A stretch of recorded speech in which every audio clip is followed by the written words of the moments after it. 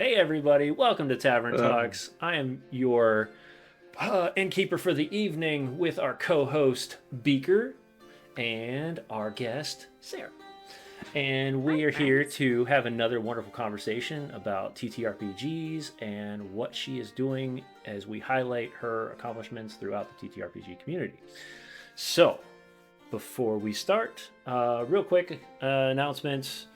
Um, Don't forget to keep it. Let me get my. Actually, you know what? Let me just do it this way. Make life easier. Get your cheat sheet. I'm just going to type it up in the chat. Oh Um, yeah. yeah. So, just a shout out to our sponsors, Monument Studios, who does all of our sounds and has been doing so for all of our shows for the last year. You can get over 5,000 professional audio sounds and effects. Canadian Dice is our sponsor this year with their dice sets. You can get 15% off with the code Misfit15.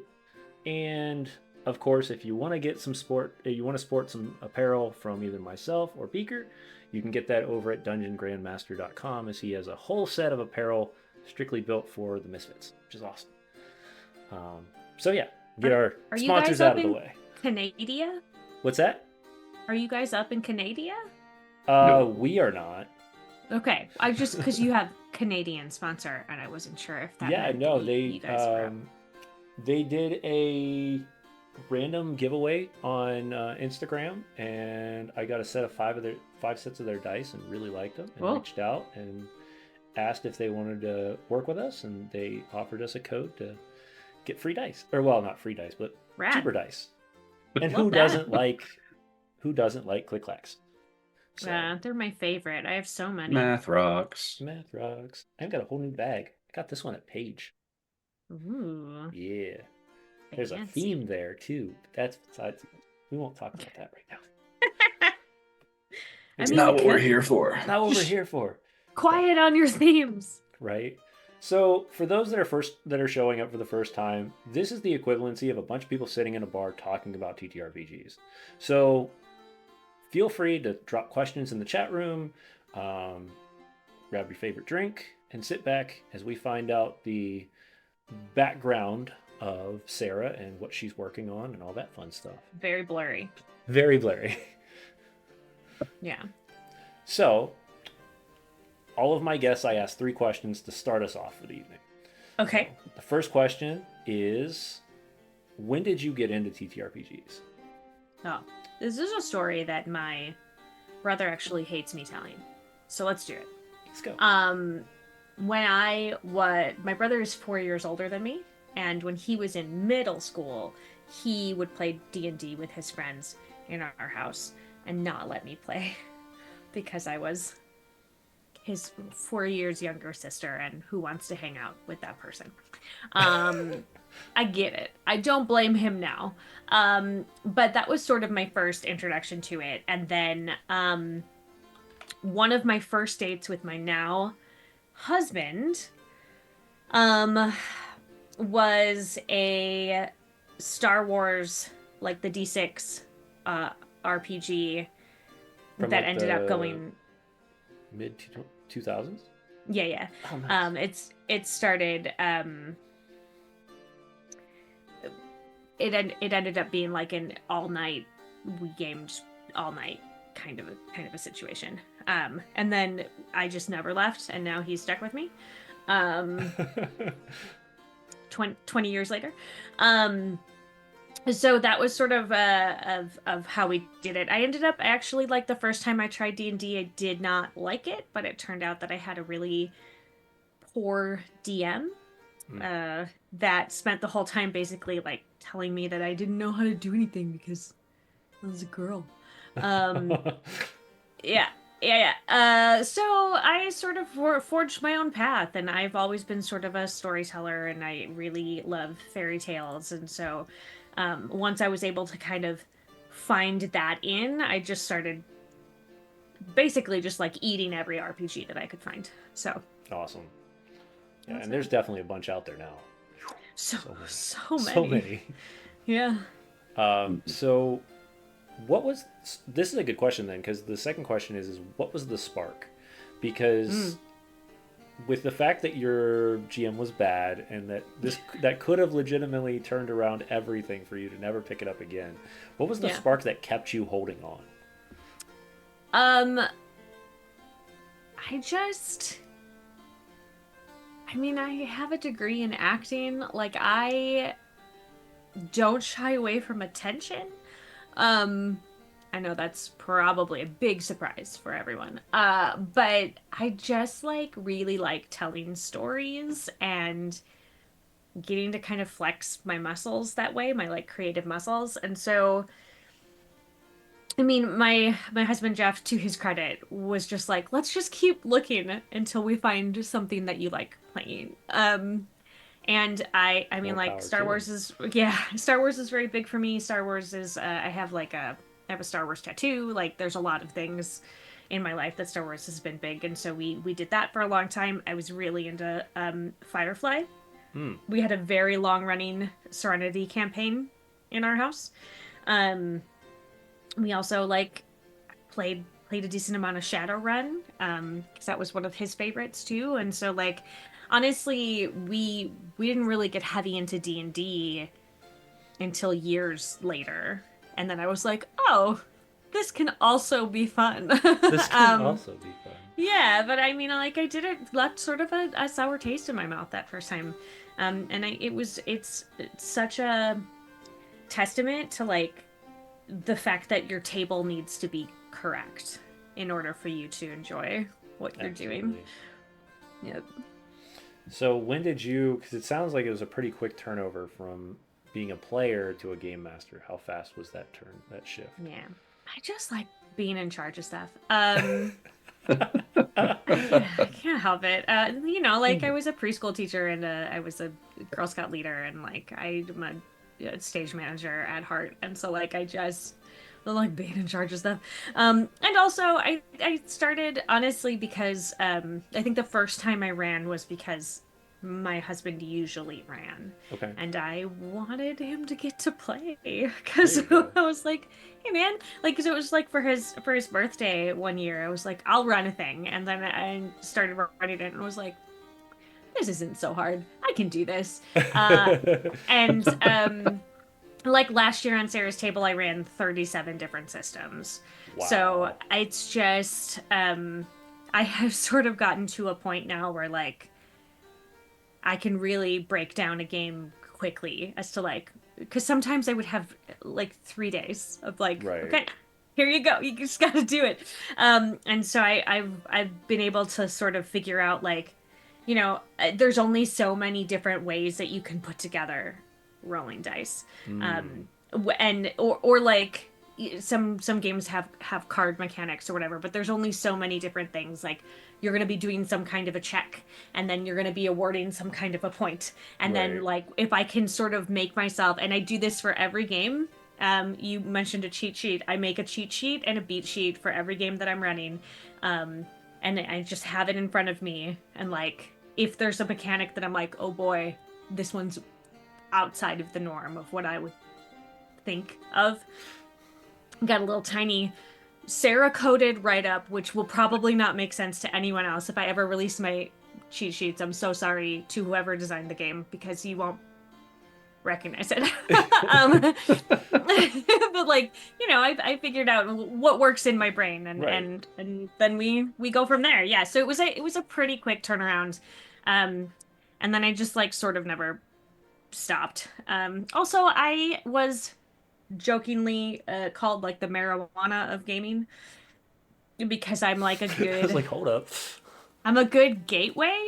Um, because I can like find your weird niche as a Mm. game. And then once I've gotten you into that world, you're like, oh, what else do you have? What else do you have? Oh, you're the gateway Yeah, drug. first one's free. Come on in. What is it? You really like dogs? Oh, well, I have this game where you get to play a dog. Isn't that adorable? It's so cute. And now we've played that. You had a good time? Awesome.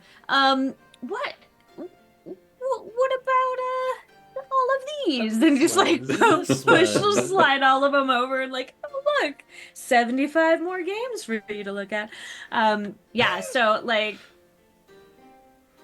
I feel like Oops. I feel like that's kind of where I've moved to. Like I've been a Dungeons and Dragons fan for so many years. Sure.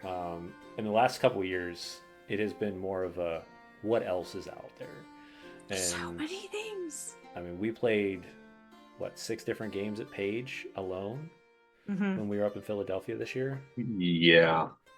I mean, it was definitely 6 different tables that we played at, probably 4 unique ones. Yeah, and like Yeah, even between we and had then like Gary two. Con's the same way for me. Oh yeah. Yeah. But Yeah, I'm running a couple of things at GaryCon, and I am super excited that they are sold out because they're not D&D. I mean, there's one that's D&D, but it is World of Kalia D&D, which is not. right, We have our own homebrew things along with it. But like I put in another couple of games and was just like, who knows if anybody's gonna sign up because it is right. not D&D, and they're full tables, so I'm excited to That's awesome. do weird things Weird things. to and with these people. Excellent. So let's kind of break down what your brand is then. So this is so I see Oh, on boy. here you work with Gen Con, so it's how we met. And Yeah. then you've also written The Crown, and Yeah. then there's also Pixies and Pins. So like as a however you want to kind of break this down, it's fine with me. Which one do you want to start with? I guess would be the better question. We'll see how far Yeah. it goes. Well, I think Pixies and Pins as a brand is really centered around Sarah's Table, which is my show that I run. I don't ever run D&D on it, and so it is all indie or small publisher RPGs. Often they are crowdfunding while they are on my show. Oh wow. It has brought me to be friends with a lot of like indie publishers who are just like the coolest people.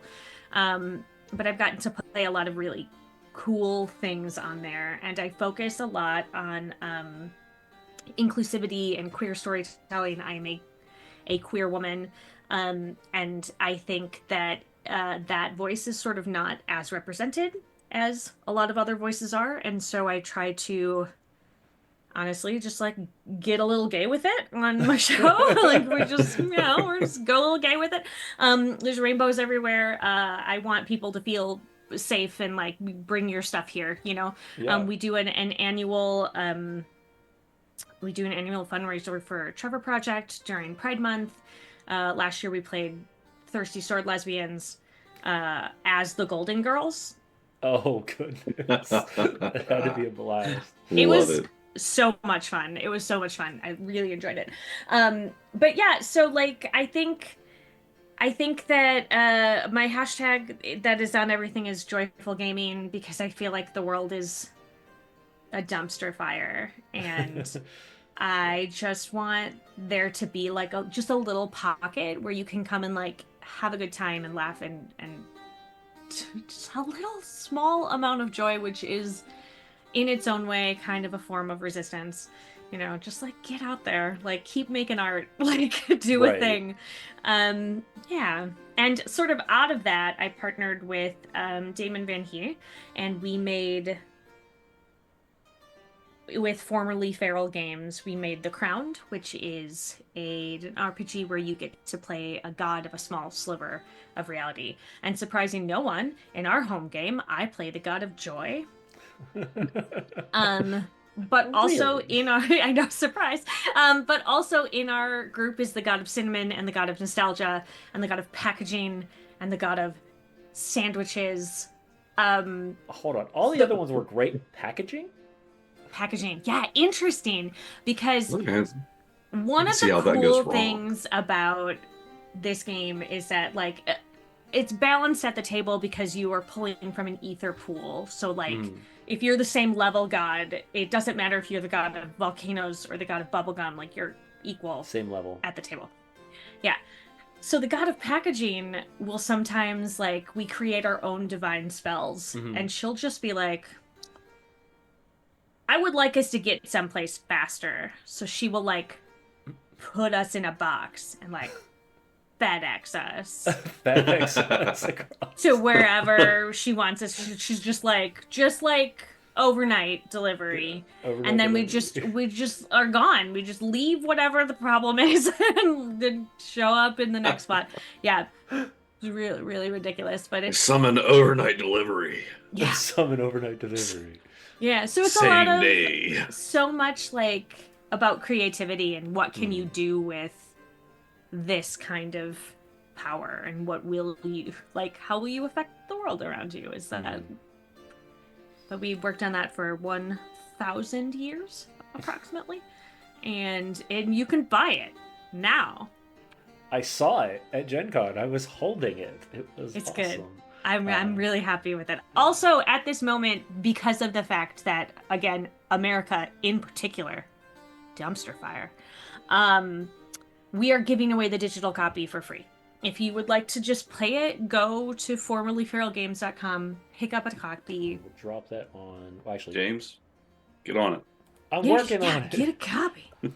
I can put it in. Do you want me to put it in the chat? There you go. It'll probably bug Oh. you if you do it. Okay, The Moobot is angry. I understand. But yeah, go get it. It's free. Yeah. We will take your money for a physical copy, but like I also we don't want it to be money to be Yes. Yeah. an obstacle to playing the game. So Let me see if I can find the actual. It's very generous of y'all. link. it's Where's been a the weird actual year, and like we just want to keep. It's It's more the joy. important. You to- spread the joy. Yeah, exactly. It's more I get important it. to us that people have access to the game than that we make money because we're not going to make money on it anyway. I mean, at least you're aware. yeah, I mean, everybody has said in We game all feel design, that. like, you don't start making money on your games until the third game. Or more. And this was our first game, and I was like, okay. I'm like, trying to find the PDF. oh. Now he's on Spiral. Ba-ba-ba. Unless Okay. you just go to drive through RPG at the same time. Because I see the beep, print beep, on the beep. panned one, but I don't see the. Oh, there it is. Yep. Did we find it? Yeah, it's on Drive Through RPG. It's just there's a version of it, so we'll. There's drop a that little- here. There you go. A little free yeah. one. We did it. We did it. It's real pretty. Well, yeah. For those who have been around for a while, the artist that did a lot of our Dressed Quest stuff, she was also the artwork on that. So Yeah. Channel She's very is- tired. She did the whole thing cover to cover, including the cover. It's all beautiful. It's full. It's a 200-page book. It's full it's color. full of artwork too. It's really lovely. Crazy. Yeah. Yeah, if I had more money at Gen Con, I would have had the book. I would have left totally the get it. book. That's all right. And like the book will still be there. Oh, You I know? Yeah. Like we're not It's such getting a rid of it. unique concept, though. Like, it's very unique. Not to mention, if I'm not mistaken, it's solar tech. It's not. So that's a new one too that I'm not used to seeing very often. Yeah, it's sort of no genre, but also all genres. Yeah. Which is kind of the weird way for us to not have to pick. There you go. But it's like because you can be the god of anything, it is just as likely that you will see the god of like archery Mhm. next to the god of computers. Right. Like and so you can have all of that kind of stuff. The only thing that we absolutely do not have, and it has been stated and is lore, that there are no aliens. But, I mean, who knows? There are more expansions coming. You never know what we might do. Disappointed. If I this, know, if but- this grows, then she can bring it. Bring aliens in. Yeah. Also, like, you know, we have like we can sort of skin it because of what it is. If you wanted this to be like a superhero game, I think it would be pretty easy to do. Right. you know. We also have like an idea for something because we're so silly, but we were like, what if we did like a cowboy one and had it be like 10-gallon gods? That's pretty fun. And so, we got that coming up, and like there's just a bunch of it's really like, hey, do you What know can what we would be come up funny? with? Like, it's these conversations late at night, and you're like, it'd be a really fun idea. Like, Mm-hmm. let's mix this and this and see what we get. Yeah. Yeah, no, that's always a lot of fun. So, what was the initial drive for the crown then? Like, what was the first step that you as a writing team picked out? So, it was supposed to be a novel. Hmm. Damon was writing a novel for NaNoWriMo. I don't know if you guys know what NaNoWriMo is. National Novel Writing Month. In November, you're supposed to write 50,000 words of a novel to sort of like kickstart the creative process. Mm-hmm. And he started writing it, and at the end of the month, he was like, hey, I don't have a plot, but I've got this really cool world that I started, and I just want to play games in it. And so there was a stretch where we were just going to make it into like a setting guide. Like we were just like, okay, well maybe it could be a D&D thing. It's not really a D&D thing. It's not really right for that. Like, okay, well, we know for sure they're going to be gods. Like maybe we put them over here. We tried it in a couple different places. Maybe Part-Time Gods, which is by Third Eye Games by Aloy Lasanta, who's a delight and I have been friends with for a long time. And like, it didn't quite work over there either, and we just kind of started like slowly changing rules to try to fit things until it was like, I think we just have like an entirely new rule system. Like, why? I think it's its own game. Let's make it its own game. There you go. Yeah, and so then it sort of turned into that, and then we foolishly decided that the most important number would be 10, which meant that it's 10 times the work. Could have been 3. I don't know why we chose 10. That was dumb. Now that means that there are 10 districts and 10 ruling gods in the pantheon, and everything comes in tens. Every like section of the book has 10 things in it. It's just a lot. So we were overly ambitious, but I'm really proud of it. Yeah. Like I Yeah. said, I read through it a little bit while I was sitting at the table on Sunday or Saturday when I was talking with you and Tenno and a couple others, and it looks phenomenal. Like it made you. sense, and the actual mechanics made sense, and I was like, ooh, yeah, so yeah, Yeah, I and look it's a forward to it. dice pool game, Mm-hmm. which means that there gets to be point, and the sixes explode indefinitely. So like you can just, if you keep rolling sixes, you can just like keep rolling forever, and that's really satisfying. Like to just like a big handful of dice that you're rolling, and then I get to roll these 4 again, and like just keep going. Yeah, it's It's super awesome. fun. Just and then more reasons to have shiny math rocks. Yeah, right. Because if I explode 12 times and I only have 10 rocks, like I can't Just do keep going. that. It's got to keep getting more. Hell yeah. Yeah, that should be great. Oh, Um, hi, let's roll for dragons.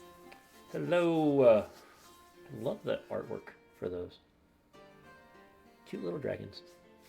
So cute. All right. So we talked about the crown. We talked Yes. about. Oh, question about Sarah's Table. What Yeah. was your favorite indie RPG up to this point? Oh boy. Wow. That's rough because I think I've probably played like 150 of them now, over the course of my Top 3, maybe. Like Oh, picking boy. your favorite Pokemon then. It's easy. Yeah, Yeah. it's so hard. Yeah. I think I mean I'm a huge fan of Grant Howitt's work in general. I think he is an RPG machine.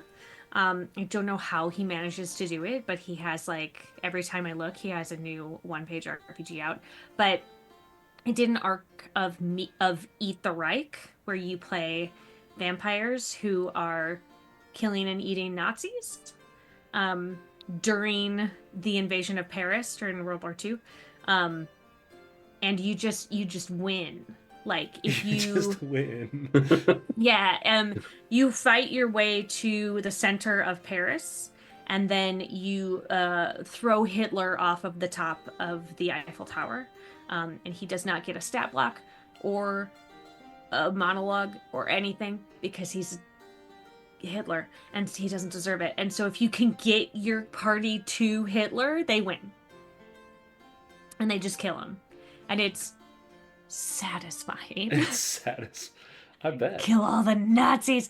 And you use a bunch of blood, obviously to like trigger stuff. And like if you're like, oh no, I'm running low on blood. Look, it's a group of Nazis. And then you fill up again.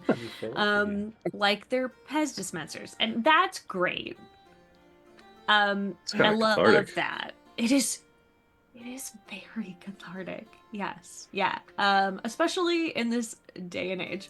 I actually very funnily was at my friendly local game store recently, and somebody was like,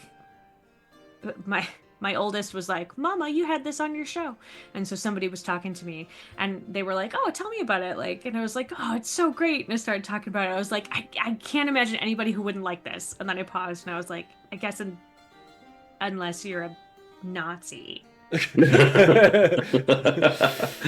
And he was like, I'm not, but now I do feel like I have to buy it. And I was like, well, I mean, great. Yeah. I mean, it sounds like you can spin it as like, you're living through Helsing, as Alucard fighting just a bunch of Nazis in a castle. Yeah, man, it's dope. And then sort of on a much more quiet pastoral sort of way, Yazeba's Bed and Breakfast I thought was really impactful. It's by Possum Creek Games, and it is like a Miyazaki film that you get to play in, it's just a big bed and breakfast, and there's a big bed and breakfast. Yeah, and it's a bunch of like misfit characters that some are like talking animals and some are people and some are spirits, and you just kind of like get to embody bits of the house, and you get to go do it, and it's lovely. It's like a deep breath, just like, oh, this is nice. Like it's chill. Like, yeah, we're not killing things, we're not destroying stuff, we're just there's keep the essentially bed and breakfast running. Yeah, no conflict actually. I mean, there's conflict, but there's no combat really in it. You compare it to a Miyazaki film, that's like right up my wife's alley. So yeah, oh, it's so good. Also, if she likes that, I would also recommend Wander Home, also by Possum Creek, and you get to like embody the land, and just like be this pastoral scene. Just start writing these down, Chuck, because we always need new games to play online. So oh my goodness, there are so many. You let me know what you're looking for. Send me a list. We'll just pull Sarah's table over to the Misfits, and we'll just start launching these as well. Yeah. Really? And then there's also I'm gonna throw a solo one out there. Sure. There's one called Kariko, which is kind of new, and it's essentially Kiki's Delivery Service. But you get to go like you are a teenage witch who is leaving to go like find your way and decide if you want to be a witch or if you just want to be a teenager or if you want anything in particular. And you that's my wife's like dream. I feel that. Yeah. I feel that. James knows that is her ultimate. It's lovely, and like, it's life a goal. really sweet game.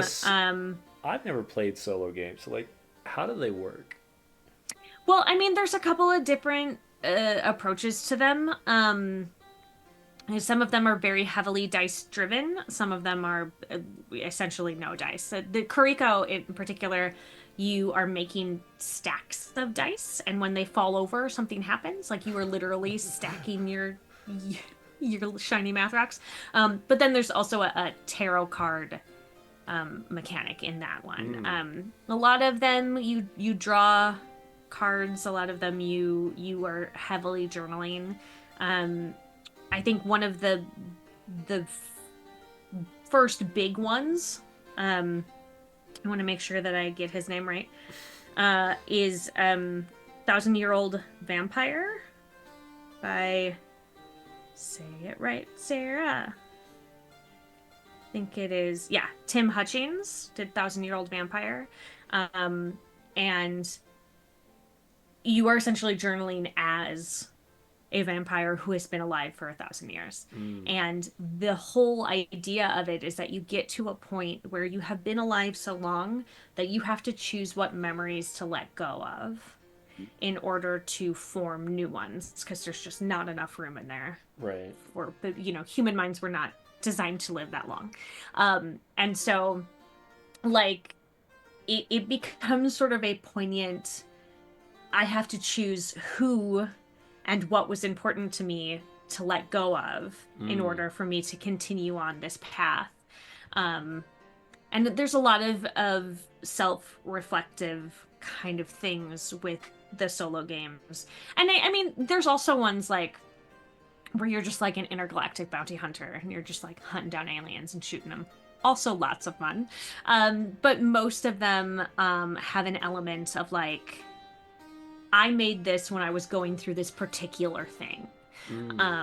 There's one called Fetch, where you discover that you have been replaced by a Fae Fetch. And when you discover that your body was taken to the Fae realm, you as the Fetch start breaking down. And you have to get back to your body in the Fae realm. Oh, wow. Before you deteriorate. And it's about leaving, coming to terms with your own mortality and like leaving stuff behind because it's slowing you down, and like, is it okay for you to not make it there? Yeah, there's just like, it's so much stuff. Yeah. Almost sounds like a personal, like it's a, personal like a, therapy. Yeah, it is. Yeah, like a psychology, like reenactment almost. Yeah. Yeah. That one actually has a warning of like, if you are at all having self-ending thoughts, don't do this. Like, don't play this game. This is not the game for you at this time. Like, it is not, like, don't do that, because it could bring up feelings. Wow. But I think creativity has always been sort of a way for people to work through things, and so the fact that you make this thing because it was helpful for you at the time, and then you're just sort of like, boy, I really hope, and then you just kind of set it in front of everyone, and you're like, oh boy. Yeah. And sometimes those types of things explode. I mean, we've seen it in the last couple of years where certain projects like that have all of a sudden just been kind of laid out in the front, and they blow up. Yeah, absolutely. Which I love. Also, everybody should try Sexy Battle Wizards and Thirsty Sword Lesbians. Gay it up, everybody. Get gay with it. You heard her. I don't know what your audience is, but I'm gaying them. Hey, that's fine. Everyone's got a little bit in there. That's what I heard. So we've got this. So we've got solo roleplay or solo games. We've got indie games. We've got The Crown. We've got the identity of Sarah's table. Mm-hmm. How do you bundle all that together? Like, there's so much going on. It's a lot. Yeah. And then also my partner, my husband, Jeff, is also a game designer. And wow. I helped on his game, which is called The Vanishing Lands, which is the whole idea is that, like, you know, like Shangri-La and Brigadoon and like Atlantis and all of those places that disappear, and or Right. Lost to Legend, they all go to the same place, which is a plane Ah, of existence called the Vanishing Lands. And you can build your own Vanishing Lands, and then you build your people, and then you can play in it. And then, like, the next week, you could take those same characters that you like, and you could go to the neighboring Vanishing Land, which is, maybe Shangri-La or right. a, Hmm. a literal fairy tale castle or a giant robot that you can get inside, and there's a whole society inside. Like, who knows? But Right. I did a lot of stuff with that. I helped out on like the fiction part, and we are in the process of writing an expansion called Vanishing Wonderland, where Wonderland is a setting that you can go interact with.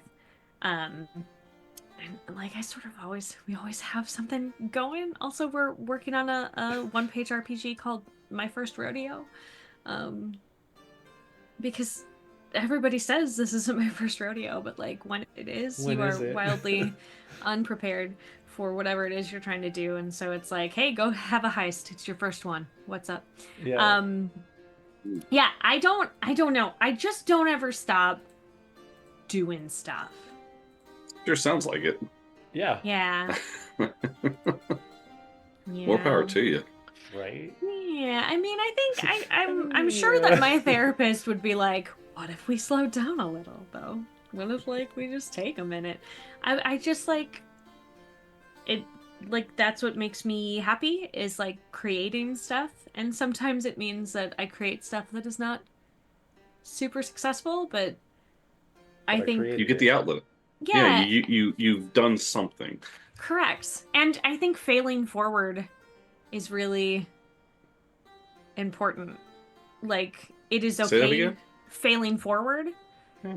No, so no, just like say it louder. Say it as many times as yeah, you get out there. I think that failure is should be looked at as just like an opportunity, and like it does not mean that I am a failure just because something that I was making failed. It just wasn't the right bit for that. And so I sometimes have to remind myself that like that's okay. That thing didn't work. But I took all these pieces from it, and now I have a really good framework for this next thing. Mhm.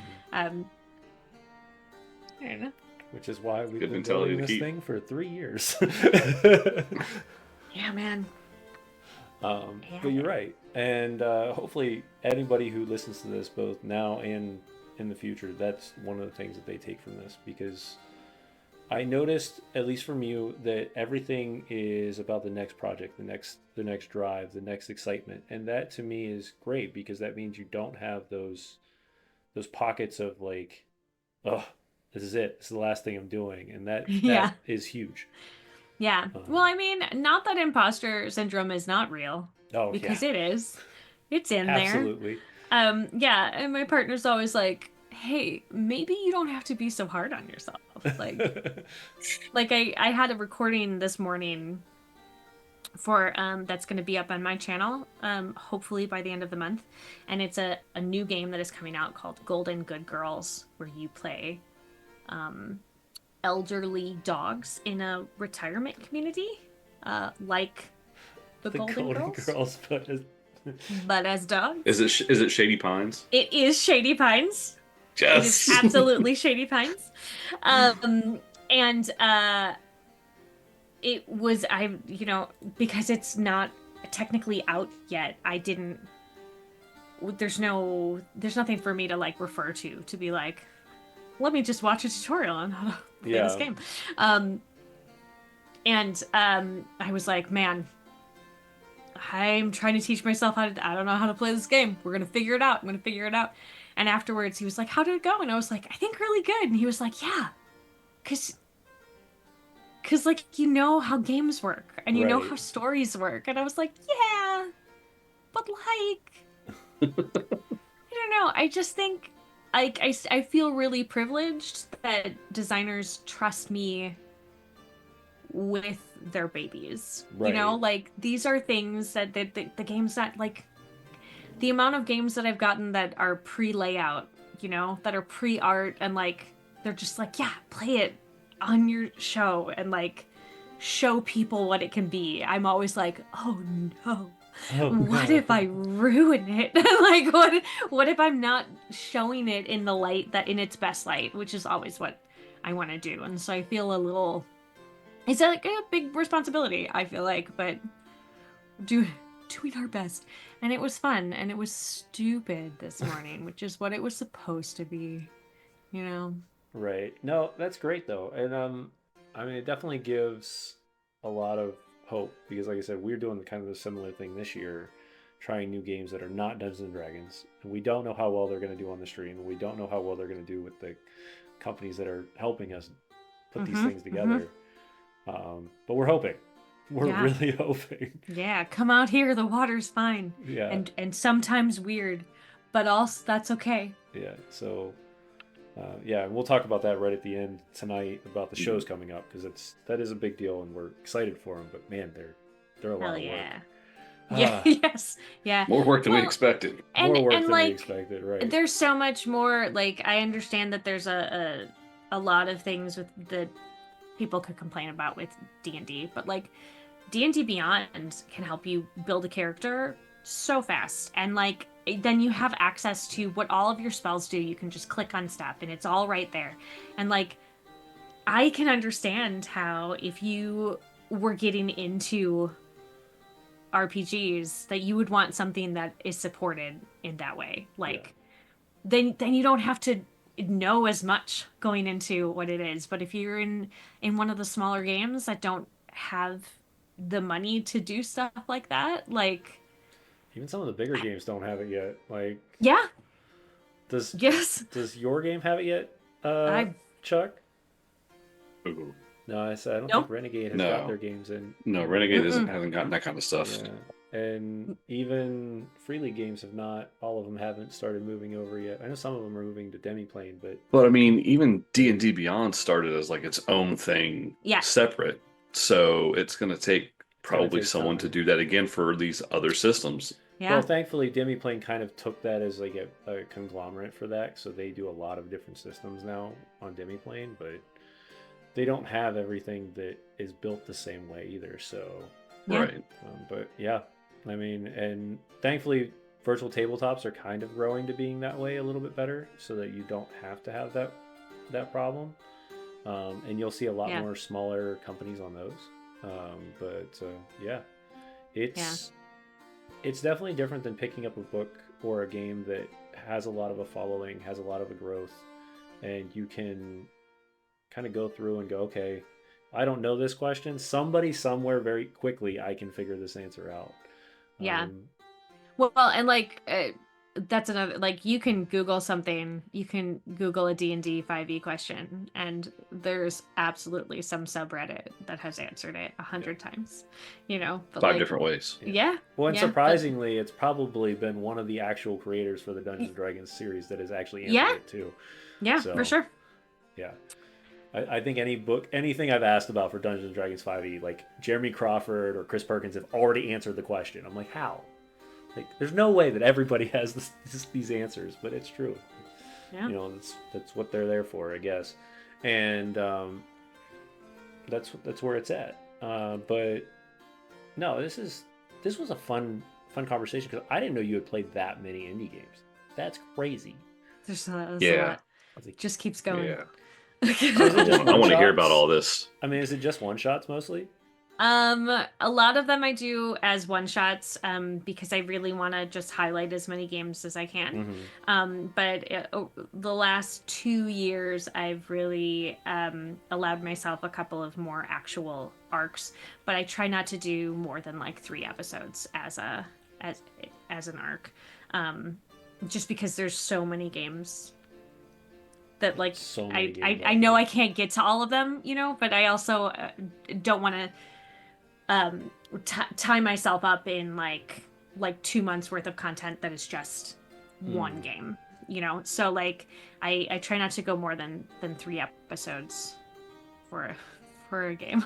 But That's there's what so we're many. doing. We're tying ourselves up for 2 months on a game, And that's great. And I, you know, like I think that is one of the things that I think is very cool about that is that people can really love on the characters themselves and all of that stuff. But like I also tend to have a pretty highly rotating cast. I don't usually get people for more than 1 or 2 weeks.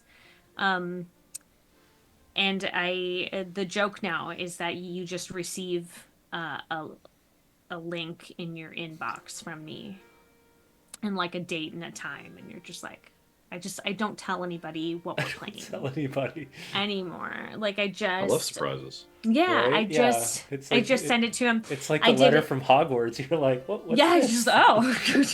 And like part of it is because I know how much fun it is first of all, as a player to not have to prep anything.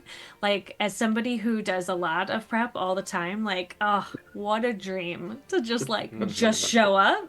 I love that. What is this? Yeah, really. Oh, but then also I get to surprise my players. I had Caustic Phoenix and Zach Speaks Giant on one episode, and I didn't tell them until we were streaming what it was. And it's because the game was called Butt and Head Together We Are Centaur. And so one of them is playing the butt. One was the butt and one was the head. Yeah, and like that is the kind of thing that is so like I just like joy inducing for me, is to just be like, I found a dumb game. I found a dumb game. Would you like to come play it? Who wants to come and play it? Yeah. So, I just like having people have a good time at my table. Like, well, it sounds like a blast. thing. Like truthfully, I really would love to.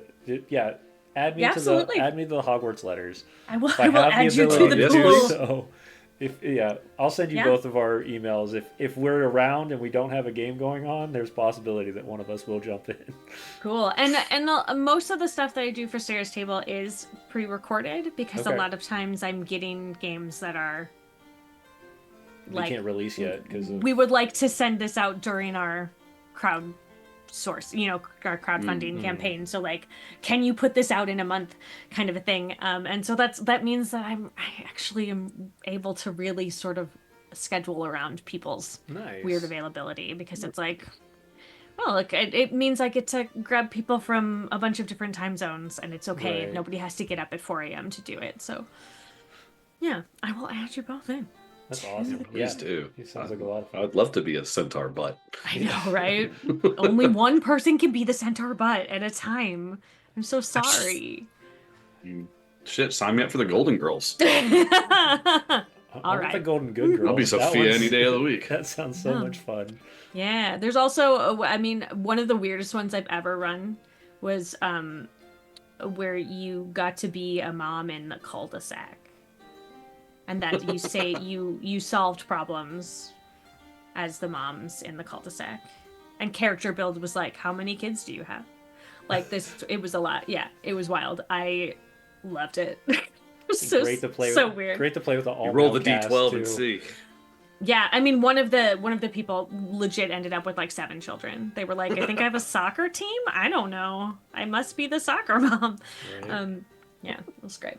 Like I said, play with a whole male cast too, just so it even just throws everything off. Absolutely, yeah. We don't discriminate at all on my channel. I mean, we had a guy on the Golden Good Girls this morning, and I try to be very diverse about who's at my table, so That's it's awesome. not all the same. I mean, there's a not to go far off topic. I mean, there's a whole like stage production that's just Golden Girls drag show. Oh yeah. Yeah, I would love to see that. I'm sure it's amazing.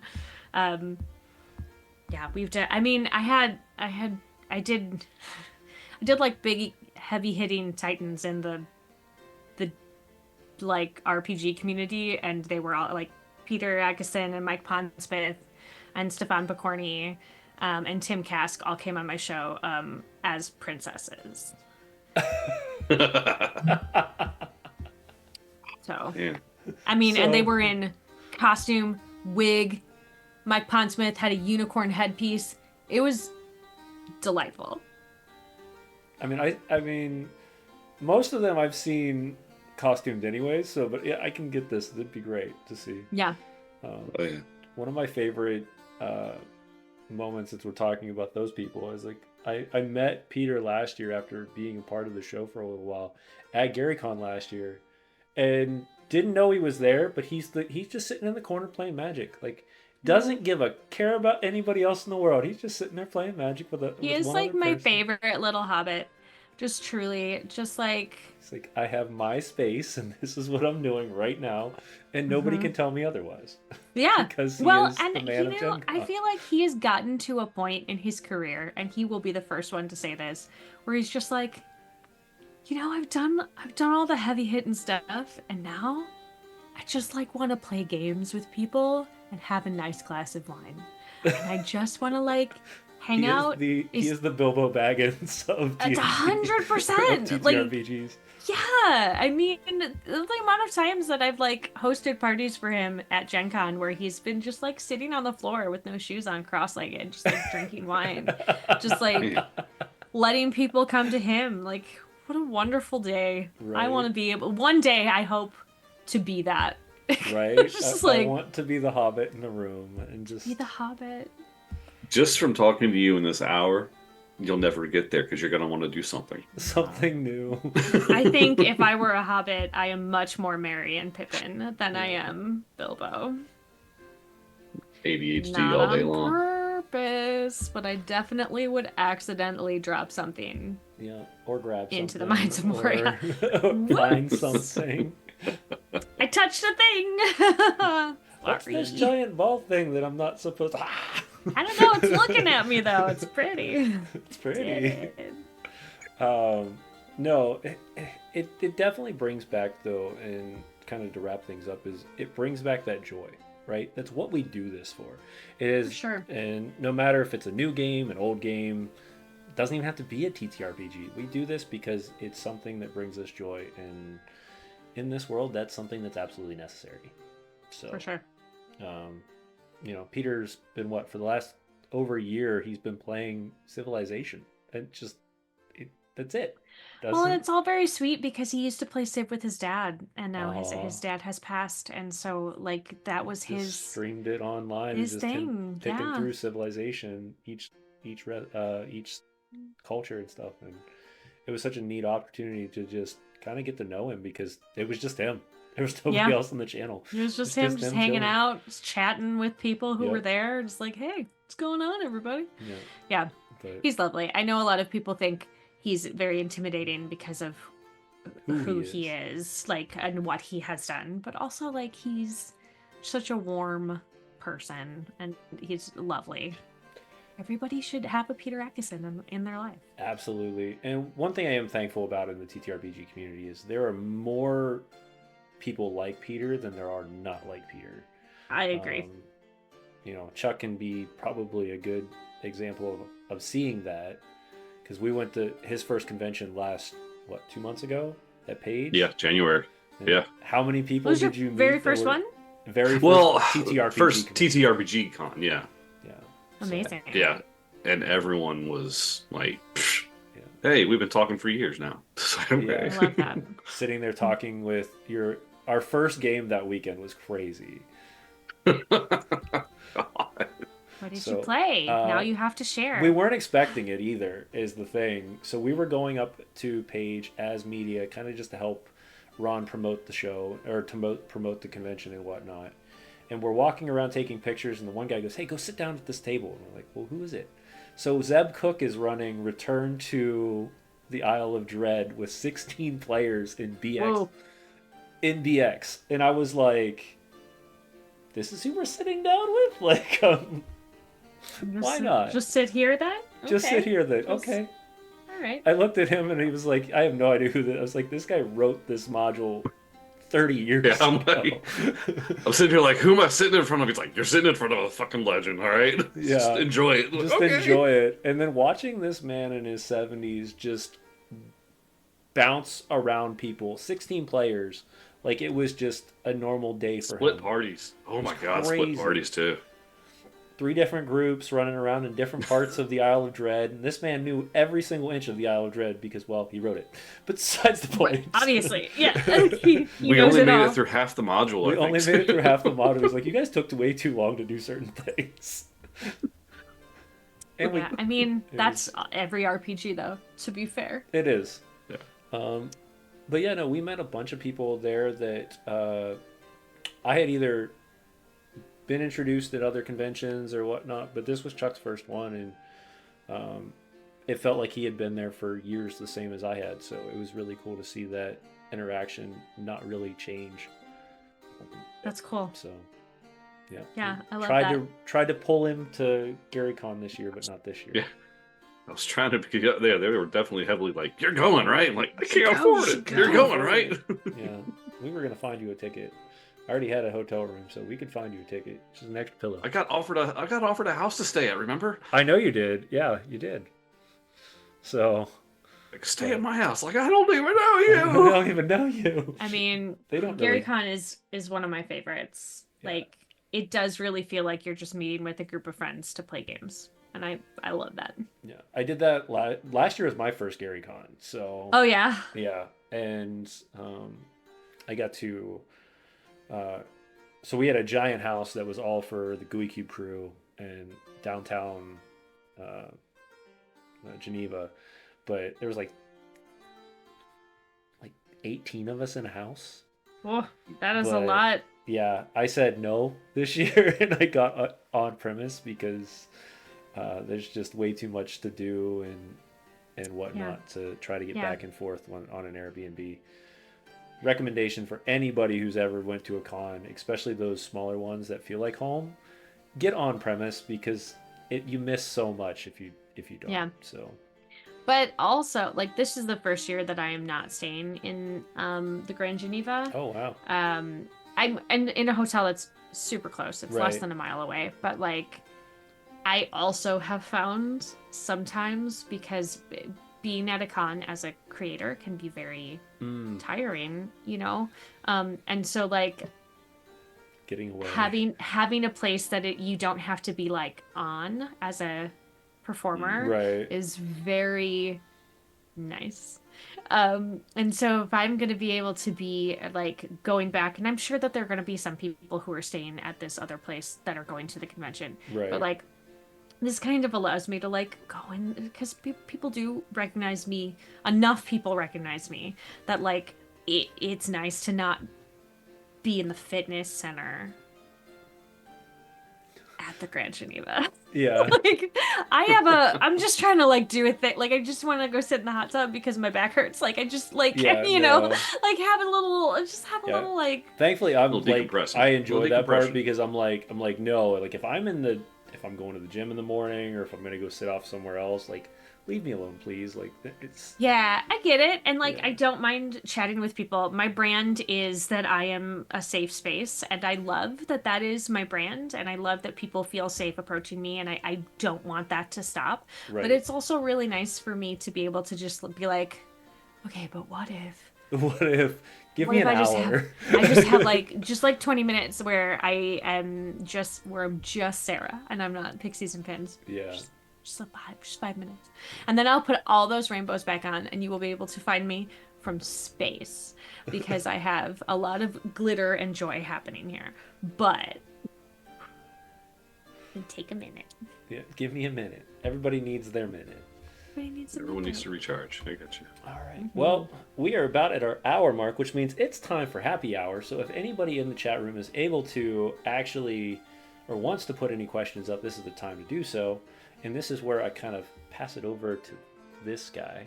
And he usually has a couple questions for you while we're Oh man. finishing it up. Yeah. Are we dancing? So I'm glad that you mentioned that because now I remember my trademark questions. Now they're Yeah, becoming that's my why- trademark questions. They are. Oh, I'm ready. Um, I'm so excited. What's your favorite questions? So, what? It's kind of a two-parter. Okay. What has been your highest moment as a DM or player, Mm. and what has been like your lowest of lows? Woof. Always throws them off for a loop. Okay, so I've gotten to do a lot of like really cool stuff as a GM. I have to say I have a cameo on this season of the Adventure Zone, which is pretty exciting. That was a very exciting moment for me. That's awesome. But I have also gotten to, uh, I think, I think I'm gonna combine them into one Uh-oh. because of what it is. I have gotten to DM multiple times, and now I get asked to do it for puppets, um, which is insanely fun, but also they're puppets. Um, and so it is maybe the most tiring thing I've ever done in my life. I don't know what it is about having a puppet, but it sort of takes away this like social nicety of like Hmm. not interrupting you, and like it doesn't matter because I'm just a puppet and I can Right. yell and be crazy, and like the amount of times that I've had to be like I just got to let them tire themselves out like toddlers. Just take a minute. Um it's been really fun, but to the point where like now I have run enough for puppets that like last year at C2E2, they were like, "Could you come and run for these puppets?" That I had like never met before. And I'm doing it again this year. Puppets and Paladins, it's happening. Um, I need a nap afterwards. Like I need and like a stiff drink and like a nap. Um, So you So is run it the high for. because it's with puppets, or is it in the That's what I'm low is like. just Is it because the they're just low so because draining? it's both.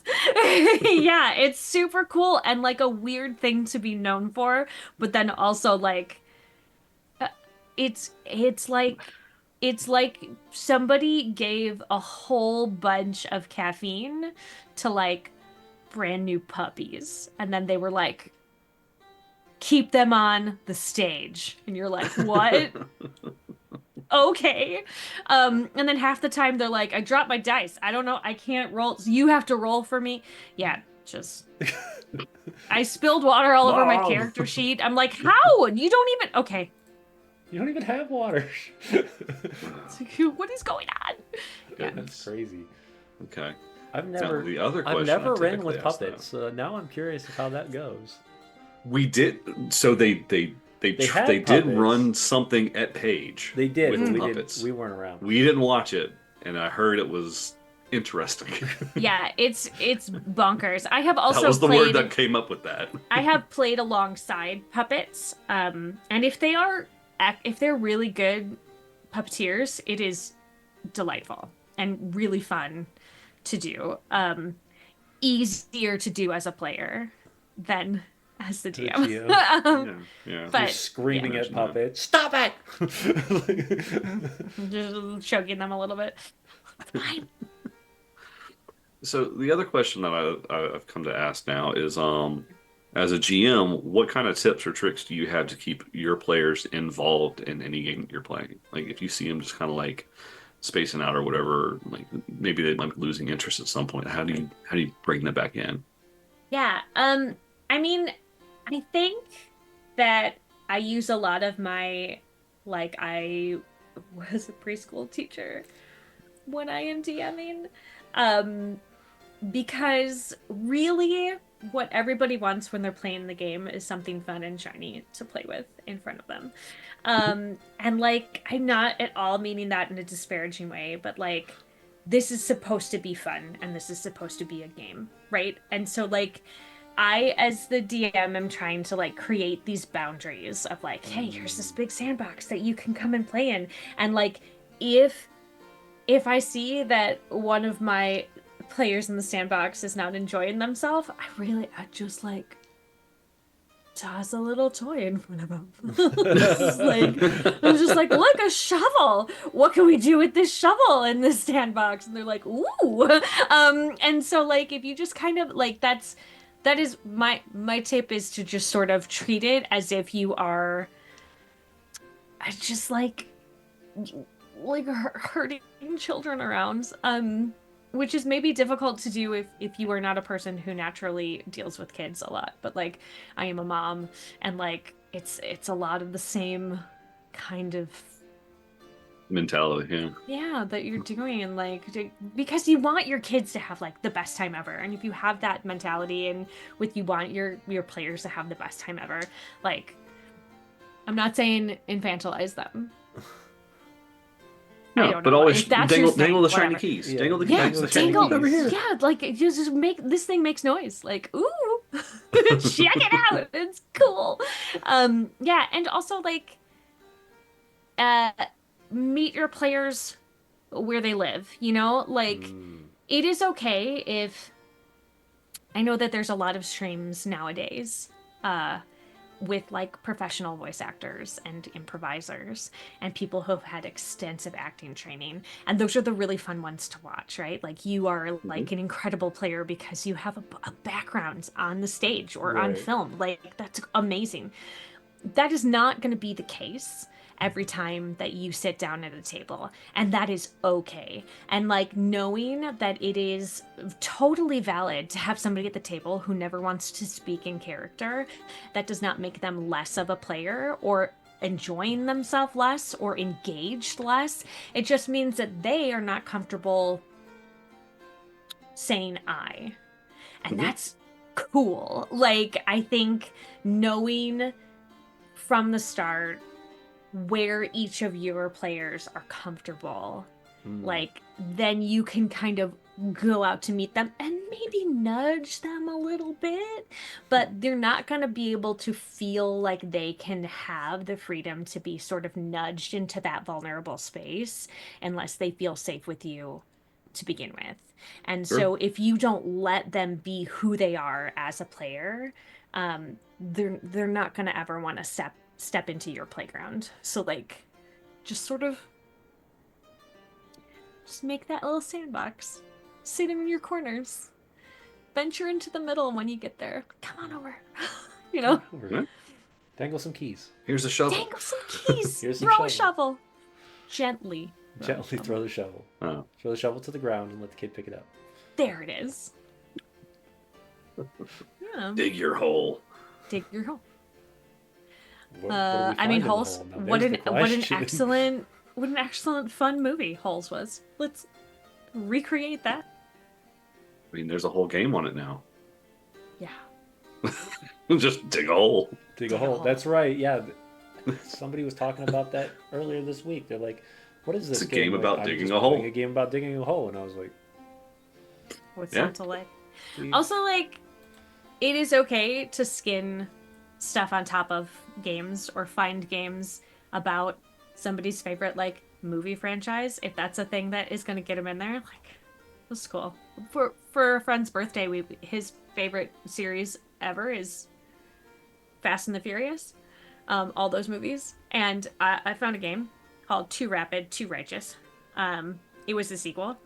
You legally distinct, obviously, but you actually played with Matchbox cars, and there were no dice to roll. You just tried to roll your Matchbox card to stop on certain things on the table.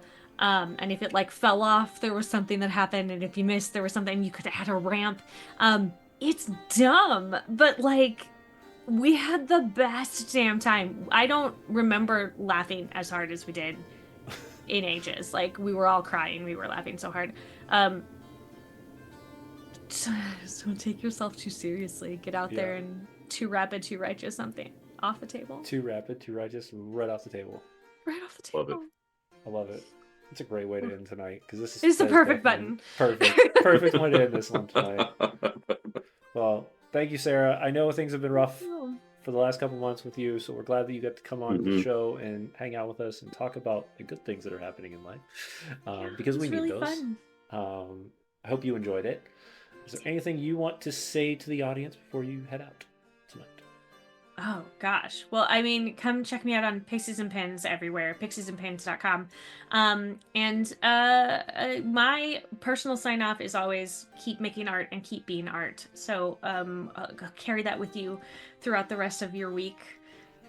Go make some art and be some art. Love it. It's a great phrase. That's a great phrase. I like it. Well, this is the end of Tavern Talks. We had such a great time with Sarah And tonight we talked about a lot of stuff. So make sure you go check out the entire episode. Maybe you'll find out some new RPGs to play because there was a lot of talked about. That's for sure. If you're looking for extra ones, go see her stuff because she's done a lot of them. Speaking of new RPGs, we got new projects coming out here in the near future. Here in just a couple months, the Well, weeks. weeks. Weeks. Sorry, Yeah, weeks. not weeks. Surprise. I realized Like it. Weeks. 3 weeks. 3 weeks. The One Ring Moria drops, and we have a whole new We have a whole cast that we corralled the entirety of Middle Earth to look for, and it has been such a fun way to build this collaborative story that we're writing as we dive into the depths of Moria. And then just a few weeks after that, Chuck starts. That one's a few months afterwards. It's not that much. It's not that far off. It's You 2 have to months. start. You have to start. So sorry. You only have weeks as well. He's decided. I have. You get halfway through the show. You start your stuff. That's so, fair. That's fair. And he's going to be running a full 8-week episode of Power Rangers, and then who knows what we'll get into in the fall and winter this year. I mean, we got some stuff in We got some mind. stuff in mind, some ideas. So if you want to maybe be a part of that, make sure you hop over to our Discord, be a part of the community, come hang out with the Misfits. We're going to be rebranding over the next couple months as well. So a lot of stuff going on. If you want to say hi, I'll be in GaryCon next week. So will Sarah. So come say hi to us. I'll be You couldn't convince all Beaker. sorts He of didn't shirts. go. I'll be there in spirit. We couldn't convince Beaker. Though I probably will see Beaker the day before GaryCon while I'm sitting in the hotel because we'll have a new episode of Tavern Talks coming out next Wednesday. And Beaker will actually be the lead. So we'll see if I'm there. If not, will I? Won't I? You will. Beaker, you should get a puppet. You should get a puppet. I think, I've had that thought in my mind, but that might be a little bit of treading on toes I don't want to step on. Sure. I mean, I could those give might you be the some name big of some toes I might step on. puppets if you want a puppet. I'm just saying. If you want a Look, puppet. that might be a big foot to come down on me after that. It's fair. I mean, to be fair though, most puppets don't have feet, so I think you're probably fine. You're good. Yeah, but I'm thinking like a big mouse. They might come after me for that one. Yeah. I mean, it depends on the puppet. We'll talk. It'll be fine. Okay. We'll do that. We just won't call him. We just won't call it Mick. We'll be all right. No, it's fine. It's like Me. Ricky. Oh, as we It's try to end the show and veer off to a whole new world again. It's great. I'm so sorry. Oh no, it's perfect. This is how the show goes. Keep an eye out on the social medias as we get ready to our next guest next week. We're still in the process. We have one lined up, but they might have to cancel, so we'll have a new one. Guarantee that. And yeah, won't see you guys. And then tomorrow, of course, go hang out with Beaker as he continues to build Gundam. And the Gundam. Sorry, not Gundam. The Gundam. It's Grandpa. It's Grandpa. It's Grandpa. So Grandpa he's gonna keep building Grandpa, and come say hi at Gen Con or at GaryCon, and we'll see you guys all next week. Have a good night. Bye. Bye. Stay around as we raid. Yeah, raid. He's gonna find it. Somebody. It's time to raid. La la.